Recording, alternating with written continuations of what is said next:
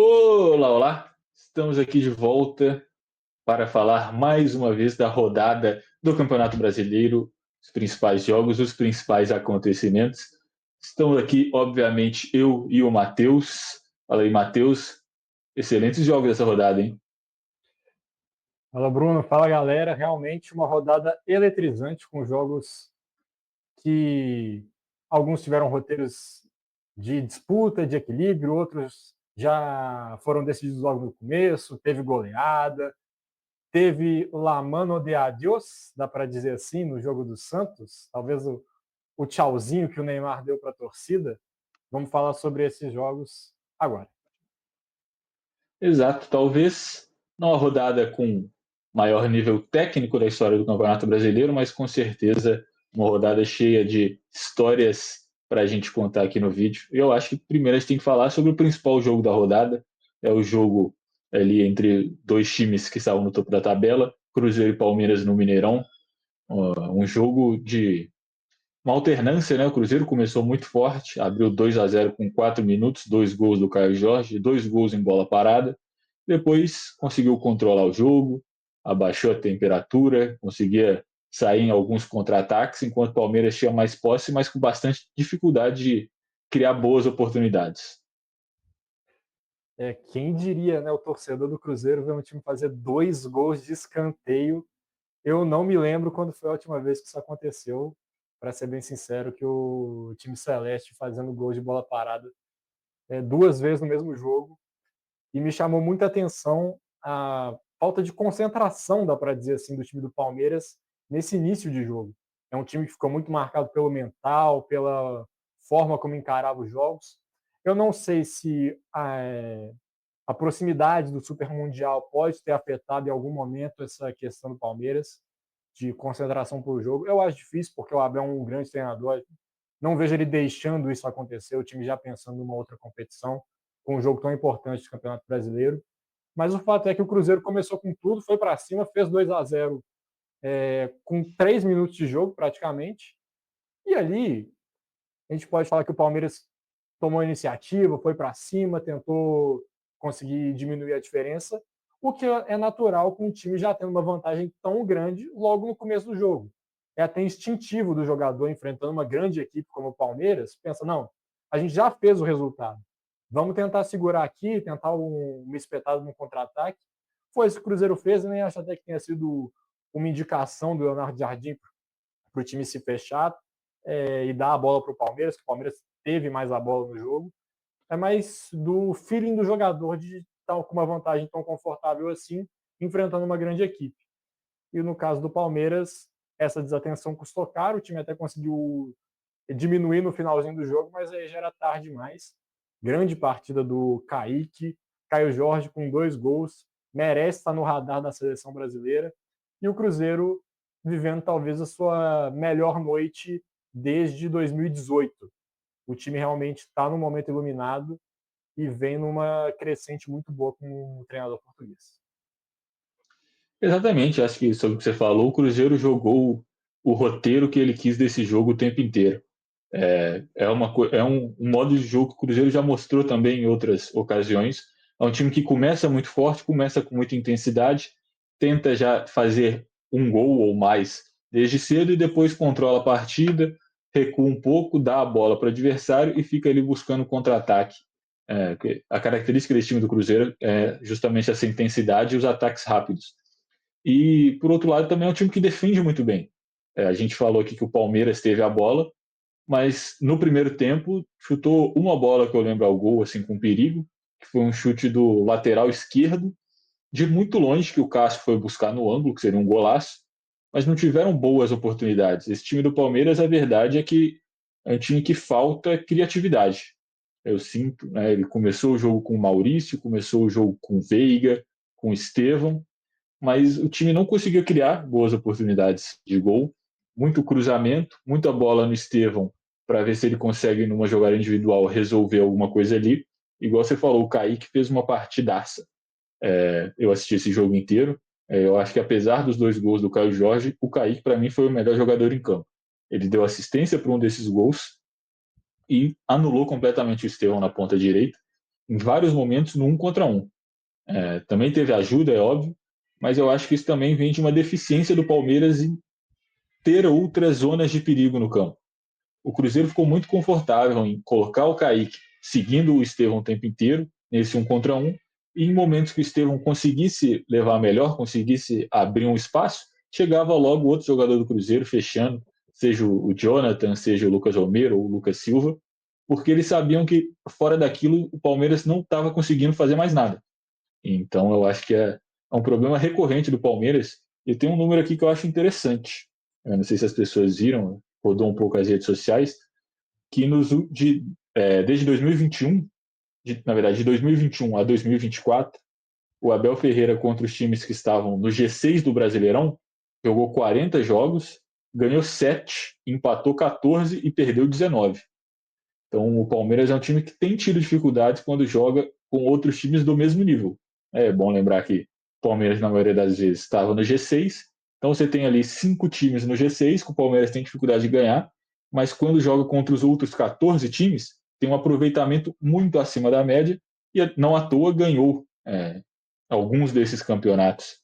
Então é um time que ganha muito bem, é um time que dificilmente vai perder para um adversário que é mais fraco, mas tem tido dificuldades criativas contra adversários que são do mesmo nível. Sobre o que você falou do Palmeiras, de sempre quando a coisa aperta tá indo bola no Estevão, quase como um instinto do time de esperar que ele resolva tudo, já é uma percepção que eu tenho desde a temporada passada que o time do Palmeiras, quando as situações ficam mais difíceis, ele está muito dependente do seu principal jogador, e isso é um problema porque ele vai embora logo depois do Super Mundial. Então o Palmeiras vai precisar achar alguma outra alternativa para esses momentos mais importantes. E sobre esse dado que você falou do Palmeiras, de realmente não ter conseguido ter sucesso contra times do G6, me surpreende que o time conseguiu ganhar 2 campeonatos brasileiros nesse período e ficou a um empate com o Botafogo de ser campeão pela terceira vez, mostrando que contra esses times mais iguais com o Palmeiras, ele tem tido dificuldade, mas isso também demonstra que contra os outros times raramente deixa o ponto escapar. Então mostra uma consistência contra os times mais fracos e contra os times mais fortes. É um time que está tendo essa oscilação. Exatamente, no final das contas, né, você tem 5 times ali no G6 junto com ele, e você tem 14 que não estão ali. Então, se você ganha dos 14 e não ganha de 5, você consegue uma boa pontuação de qualquer jeito. E sobre essa questão do Estevão sair, com certeza é algo preocupante, né? Talvez o melhor ponta que surgiu aqui no futebol brasileiro nos últimos anos. Mas se tem uma coisa que o Palmeiras é bom, esse trabalho do Abel Ferreira é competente nisso, é encontrar maneiras de ganhar. Eu acho que esse time, antes do Estevão, quando estava em dificuldade, encontrou o Endrick com 16 anos de idade, 17 anos de idade, conseguia ganhar os jogos, e antes do Endrick surgir, esse time também conseguia ganhar jogos, foi campeão, era com o Veiga, era com o Rony, então é um time que sabe ganhar, mesmo com a saída do Estevão, eu acho que eles vão conseguir arranjar alguma outra alternativa ali no elenco, vão conseguir achar outras formas de continuar ganhando jogos. Eu só não sei se eles vão conseguir competir com os times do primeiro escalão, assim como eles não têm conseguido, né? Eu acho que essa estatística mostra isso bem. Apesar de que o Palmeiras é um visitante muito bom. O Palmeiras não perdia fora de casa há mais de 20 jogos. Desde o final do ano passado. Essa foi a primeira derrota fora de casa do Palmeiras no ano. Então, é um feito gigantesco do Cruzeiro, né? A gente falou bastante aqui da questão do Palmeiras, mas para o Cruzeiro, obviamente, é algo gigantesco. O Cruzeiro bateu no líder nesse Campeonato Brasileiro 2 vezes já. Ganhou do Flamengo quando era líder e agora ganhou do Palmeiras quando o Palmeiras era líder. Então, é um time que foi superior ao Palmeiras. Eu acho que teve o controle do jogo durante boa parte da partida. Poderia ter feito mais do que os 2 gols. Eu acho que teve oportunidades em contra-ataques ali para marcar mais gols. Não conseguiu. Mas a festa que a torcida do Cruzeiro fez, a sintonia que encontrou, a forma como o Jardim tem comandado essa equipe. Eu acho que todo mundo ali comprou a ideia do Jardim, desde dos jogadores aos torcedores, aos funcionários do clube. É um time que vem muito forte para a Copa do Brasil e para o Campeonato Brasileiro. Eu não acho ainda que é o grande favorito a nenhuma dessas duas competições, mas eu acho que os favoritos têm que estar com medo de jogar contra o Cruzeiro. Igual a gente viu aqui no Campeonato Brasileiro, que ganhou dos dois favoritos esse título. Eu acho que nas duas competições o Cruzeiro pode não ser o favorito, mas é o time que quem é favorito não quer jogar contra. O Cruzeiro passa um recado de que consegue enfrentar de igual para igual qualquer time do Brasil. Se você ganha do Flamengo, você ganha do Palmeiras, principalmente dentro de casa, eu não vejo qualquer outro time que vai enfrentar o Cruzeiro do Mineirão onde o time celeste não seja favorito, porque conseguiu ganhar dos dois principais times do Brasil dos últimos anos. E o momento do Cruzeiro é muito bom, assim, viveu uma crise muito grande no começo da temporada, com a questão do Diniz, de fica, não fica, acabou saindo, chegou ao Jardim. Num primeiro momento as coisas não aconteceram. Teve toda a questão do Dudu, de ser comentado que ele pediu a cabeça do Leonardo Jardim. E acho que foi nesse momento que as coisas viraram a chave, quando o Pedrinho ele bancou o treinador, falou: não importa, ele é o cara, eu vou bancar ele. Se eu tiver que mudar o time inteiro, eu vou trocar para manter esse cara aqui. E ali parece que mudou alguma coisa, que o Jardim ele se sentiu confortável para fazer as mudanças que ele acreditava naquele momento. O time deu liga muito rápido e o Cruzeiro nesse momento ele é vice-líder do Campeonato Brasileiro com um ponto atrás do Flamengo, mas tem a situação de que o Campeonato Brasileiro para o Flamengo agora ele parou, só vai voltar depois do Mundial, enquanto o Cruzeiro ainda tem um jogo para fazer. E o Cruzeiro, se ganhar, ele é líder do campeonato na parada. E para a autoestima, tanto do clube, da torcida, de todo mundo, passar um mês vendo o Cruzeiro como líder do campeonato pode fazer uma diferença muito grande na questão de. O próprio Pedrinho pensa: não, se eu trazer mais uns dois, três caras aqui para compor esse elenco, para chegar para jogar, o título pode vir. Então, uma questão de ânimo para o Cruzeiro, essa vitória para o próximo jogo, pode ser muito importante. Tudo isso vem porque o time conseguiu bater o Palmeiras. Vitória espetacular. A maior noite do Cruzeiro desses últimos 5 anos, dá para dizer que foi ontem. Exato, e o Cruzeiro tem vivido muitas maiores noites desde 2018, acho que nesses últimos meses, né? Contra o Flamengo também foi a mesma coisa, então é um time que eu sinto que desde que 2022, ali, desde que virou SAF, está numa crescente, degrau por degrau. Para mim, eu acho que a gente pode fazer um vídeo sobre isso depois, mas para mim hoje é o melhor projeto de SAF do futebol brasileiro. Talvez tenha uma discussão ali com o Botafogo, mas aí é uma coisa pessoal minha, sobre essa questão do Botafogo ser mais um clube satélite, né? Mesmo ter ganhado títulos. É uma coisa que Bruno Pessoa, eu acho que como torcedor ali, eu ficaria com o ego um pouco ferido de ser visto dessa forma, mesmo levantando o caneco. Mas existe um debate ali com o Botafogo, mas para mim o projeto de SAF de maior sucesso no Brasil hoje é o do Cruzeiro. Você vê o planejamento e primeiro ganha a Série B para voltar, depois se mantém, depois volta para a Sul-Americana, volta para palcos é, continentais, volta a brigar por Libertadores e agora chega de vez para voltar para o topo da tabela. E eu acho que outra mensagem que esse time passa é de como é difícil ganhar do Cruzeiro. Além de ser um time que é muito bom tecnicamente, é um time que é muito esforçado. Eu acho que desde dos zagueiros, os laterais, os meio-campistas, é impressionante como o Matheus Pereira, que é o camisa 10, ele corre, ele briga, ele desarma, ele é um dos líderes, um dos principais desarmadores da equipe. Até o Caio Jorge também faz essa pressão muito bem. É um time que está o tempo inteiro se doando na defesa, está sempre correndo no ataque, não tem ego, né? Eu acho que, igual você falou, a questão do Dudu, talvez a melhor coisa que o Dudu tenha feito para o ano do Cruzeiro foi justamente pedir a cabeça do Leonardo Jardim. Foi a maior contribuição dele para o time.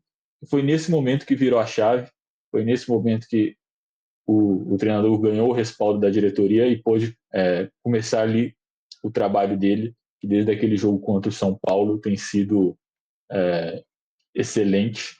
Se não fosse pela bizarrice que o Flamengo tem feito aqui em solo brasileiro, Eu acho que seria, sem sombra de dúvidas, o melhor trabalho de treinador do campeonato.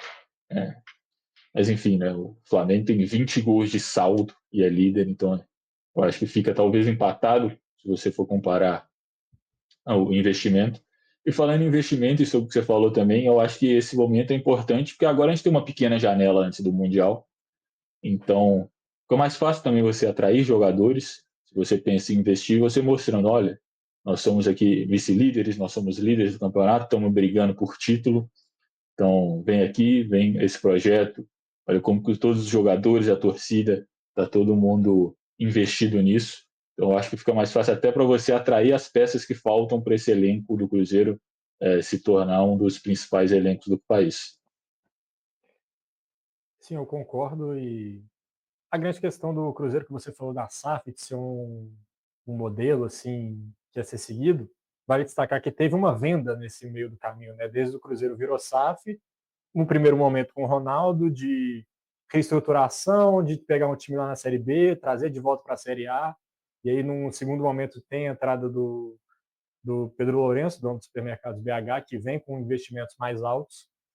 E a gente destacou aqui também o fato da questão do Duque, depois o Pedro Lourenço deu o respaldo total ao Leonardo Jardim, e acho que talvez seja interessante a gente comentar aqui também o porquê que o dono do clube fez isso. Falou, não, eu troco o time inteiro, mas mantenho o treinador, que não é comum no futebol brasileiro a gente ver uma postura desse sentido. Quando os jogadores vão contra o técnico, normalmente a postura dos times é mandar o técnico embora. Aí é uma percepção minha de que parece que o Leonardo Jardim talvez tenha sido a primeira pessoa que chegou no Cruzeiro desde a compra do Pedrinho BH, que não estava interessado em querer bajular ele. E sim, eu vim aqui fazer meu trabalho, não importa se você vai gostar, se você vai ser paparicado com isso ou não. Eu estou aqui para fazer o meu trabalho. Enquanto isso, a gente já via declarações de outros membros da diretoria, tanto de alguns jogadores exaltando muito o dono do Cruzeiro, o Leonardo Jardim me pareceu que chegou com uma postura um pouco diferente.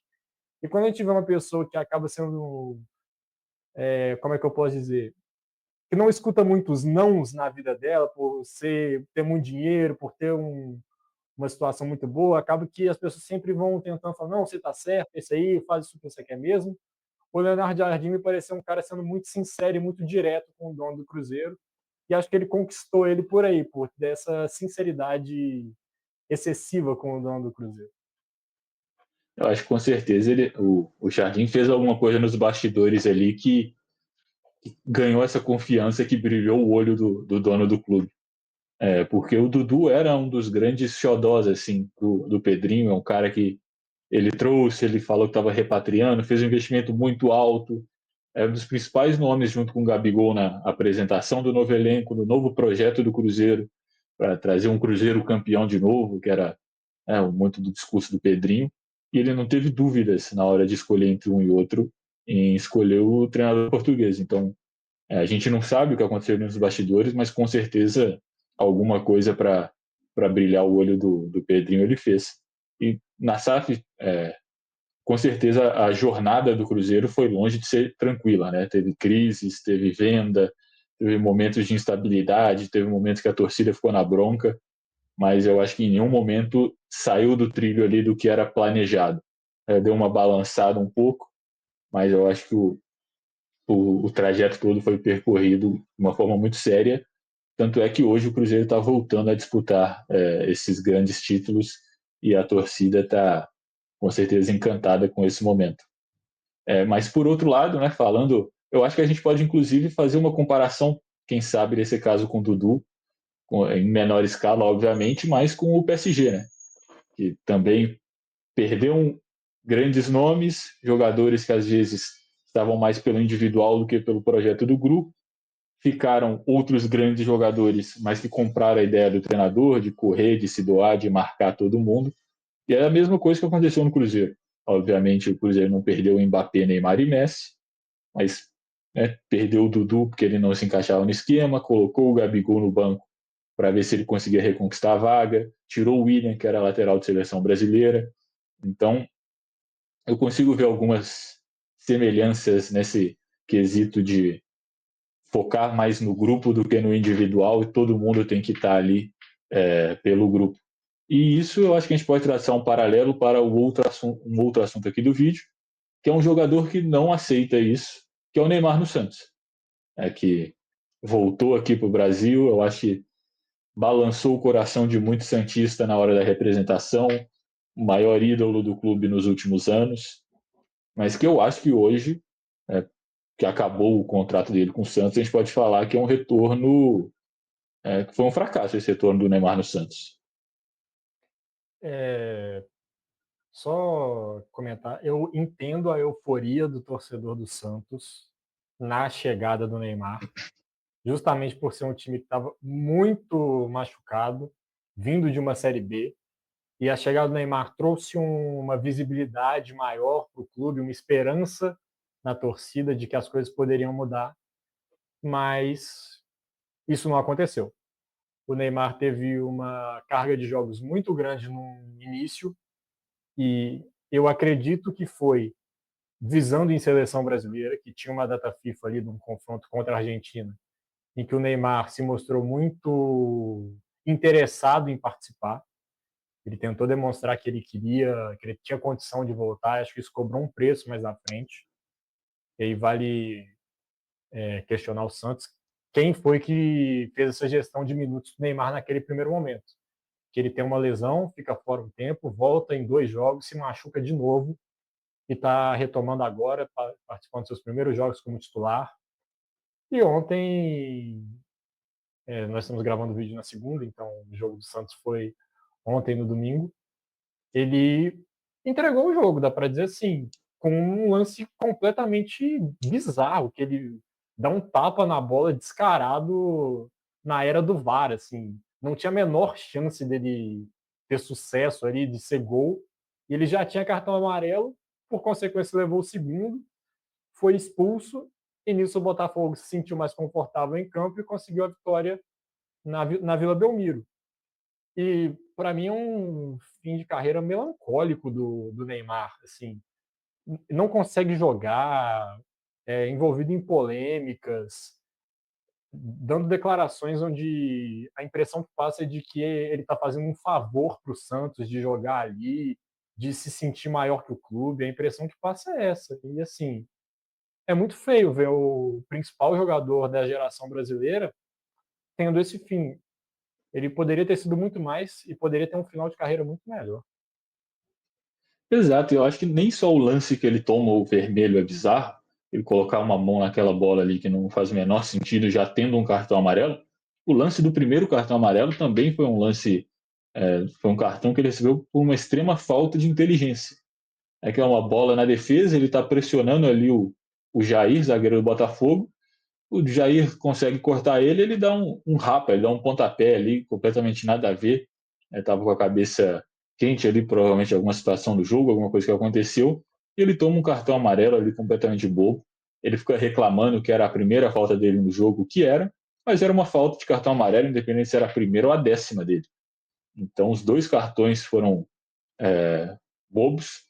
Eu acho que essa expulsão dele é uma cereja nesse bolo de esse bolo ruim que foi essa volta dele ao Santos, que é um jogo que o Santos está estreando um uniforme em homenagem ao Neymar, em homenagem à primeira passagem dele, jogando em casa contra o atual campeão brasileiro e campeão da América, jogando bem, o melhor jogador, o melhor jogo do Santos no Campeonato Brasileiro, estava bem, estava criando várias oportunidades de gol, parecia que era questão de tempo até abrir o placar.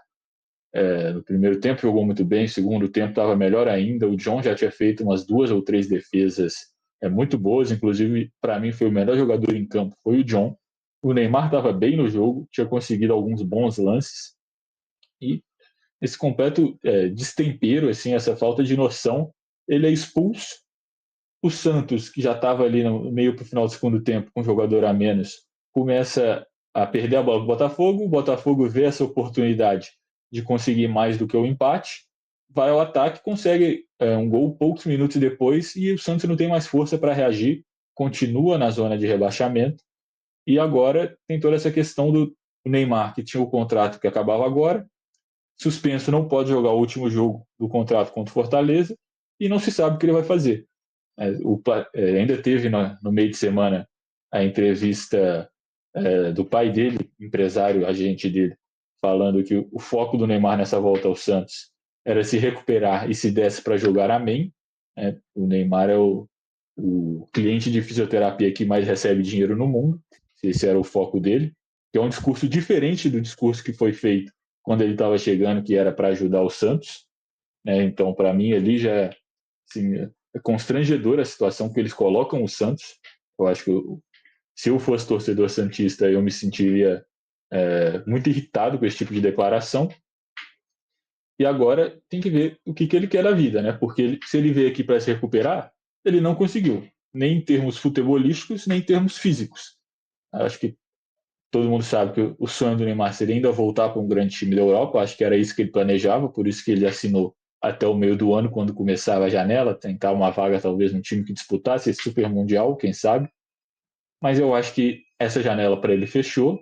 Não vejo grandes times europeus dando essa última chance ao Neymar. A gente tem notícia, inclusive, que o Barcelona, que pensou nessa contratação, agora, vendo as atuações do Neymar e do Yamal, depois dessa renovação ainda de contrato, que estão pagando um dinheiro violento para ele, não vê mais sentido em trazer ele.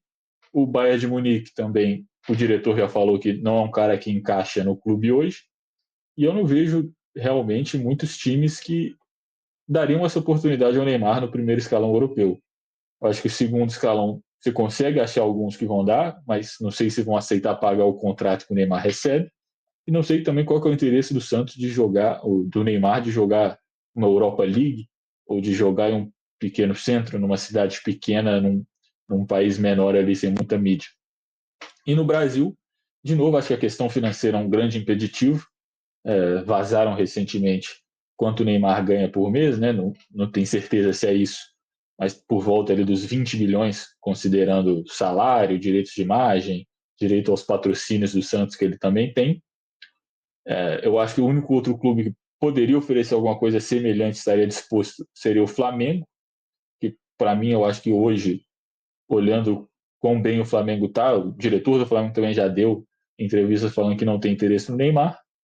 E aí eu acho que a opção dele é Santos. O Santos, eu imagino que vai querer fazer uma força para ele continuar pela história que ele tem, por essa última imagem dele que vai ficar feia se ele sair agora, pela situação que o Santos está.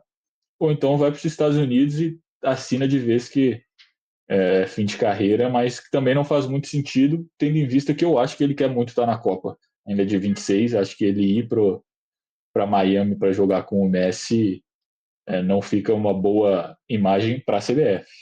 Então, eu sinceramente acho que ele vai continuar no Santos, mas se eu fosse o Santos, eu acho que teria que dar uma reestruturada nesse contrato. O ideal seria alguma coisa de produtividade, mas dificilmente eu acho que ele vai aceitar. É, eu não vejo o Neymar com tantas opções assim, né? E só um parênteses antes que você comentou aqui, esse jogo, realmente o Santos ele estava aí fazendo talvez o seu melhor jogo no Campeonato Brasileiro ali e poderia terminar com um discurso de, olha, o Neymar ele tem condições de ajudar, ele pode fazer o Santos sair dessa situação, mas num lance bobo ele colocou tudo a perder. Então, o que poderia ser uma narrativa positiva para ele se tornou completamente negativa. E ele não, acho que ele não entende o papel de líder que ele tem dentro desse elenco, que os jogadores eles olham para ele como um cara que eles vão seguir. E você vê o seu líder, o seu capitão, sua referência técnica e até de autoestima fazer um lance desse, é um baque que impacta muito nos outros jogadores, né? Agora, sobre o futuro, que você comentou. Eu não me surpreenderia ver o Neymar deixar o Santos, mesmo que isso arranhasse a imagem dele, porque vendo as últimas entrevistas, eu não sei se ele liga tanto para essa questão assim da relação dele com o Santos. Eu fico na dúvida com essa questão. E um outro ponto que os outros times também teriam que ficar de olho, que o pai do Neymar comentou, como você disse. Ele veio ao Santos para se recuperar. Então, se o foco dele era se recuperar e ele não conseguiu, tem um problema. Será que ele vai conseguir se recuperar em algum outro lugar? E sendo bondoso com o Neymar agora nessa avaliação, porque tecnicamente a gente vê que ele ainda tem ferramentas. A técnica ainda está ali, mas todo o resto da parte física, de explosão, de arrancada, da força, a gente vê que não está acompanhando mais. Será que vale a pena algum time apostar só na técnica, com o que ele ganha, com o que ele provavelmente vai pedir desses clubes? Eu acho que ele está numa situação muito complicada nesse final de carreira dele. Eu acho que o nome dele com certeza ainda tem peso, então não acho que ele vai ficar sem clube. Eu acho que pensando racionalmente, né, tirando o nome e olhando ali o que ele te entrega, é um jogador que veio aqui para jogar esse primeiro semestre, jogou 12 jogos, né, ficou de fora de 11, fez 3 gols e deu 3 assistências. Criou, tem que pesar também aqui que ele criou boas oportunidades, mas esse elenco do Santos não é muito bom, então perdeu muito gol, ele também não tinha muita gente ali para jogar junto com ele no ataque, mas o ponto final é que a passagem dele se resume a isso, uma eliminação na Copa do Brasil e uma zona de rebaixamento no Campeonato Brasileiro. Então, é igual eu falei, eu acho que para ele hoje o melhor lugar com certeza é o Santos. Eu acho que é o lugar que ele vai ter mais paciência da torcida e da diretoria. Mas para o Santos, olhando de uma forma não com o coração, mas só com a cabeça, esse contrato é inviável. Não sei se financeiramente o Santos consegue ainda ter um lucro no final, porque tem essa questão lá que o Neymar recebe muito em cima de contratos que ele atrai para o próprio Santos, então, em teoria, não é o Santos pagando, o Santos está recebendo um dinheiro desse. Mas o ideal para o Santos, eu acho que é conseguir reduzir essa pedida e conseguir assinar por produtividade. Eu acho que qualquer time que conseguir assinar o Neymar por produtividade está ganhando um excelente jogador num bom contrato. Eu acho que nesses moldes que estão aí, mesmo com a qualidade técnica que a gente sabe que ele tem, é difícil você ver um bom negócio nisso. É uma situação toda muito complexa, né? Tem muitas variáveis a serem analisadas nessa situação. E no caso do Santos, eu concordo com você de que, do jeito que está hoje, essa situação não é favorável para o clube, mas também tem a contrapartida que o Santos está ameaçado de um novo rebaixamento que ia ferir muito a autoestima da torcida do clube. E se o Neymar conseguir jogar, sei lá, ele jogou 12 jogos nesse primeiro semestre. Vamos supor que ele jogue 15, 20, vai, no segundo semestre. Que ele consiga ali manter a forma, consiga melhorar minimamente. São 20 jogos só no Campeonato Brasileiro que o Santos tem para jogar que podem fazer total diferença numa luta contra rebaixamento. Se ele conseguir se manter, né?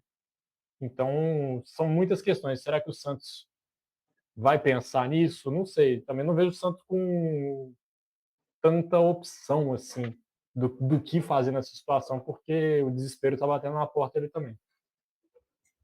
Exato, mas querendo ou não, você ter esse dinheiro preso no Neymar também te impede de melhorar o time em outros setores.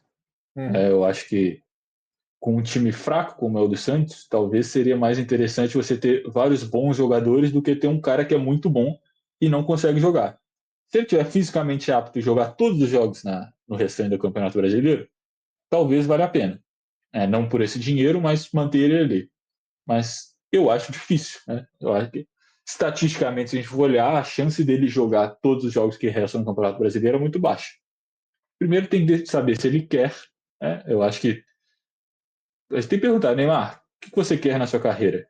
Você quer ganhar dinheiro, jogar futebol tranquilamente? Você quer continuar disputando grandes jogos? Você quer voltar à seleção brasileira? Você quer aposentar? O que você quer fazer? E a partir daí, essa decisão tem que ser tomada.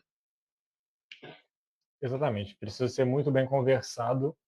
Porém, eu não acredito que o Santos vai ser tão profissional a esse Racional. ponto de conseguir fazer essa situação. Também tem outras questões de que o pai do Neymar também está ajudando a estruturar o clube, que já entra numa outra questão, que é a ajuda por fora que está acontecendo da família dele ali no clube. Será, obviamente, isso vai ter um peso também na decisão do clube, do Neymar, provavelmente.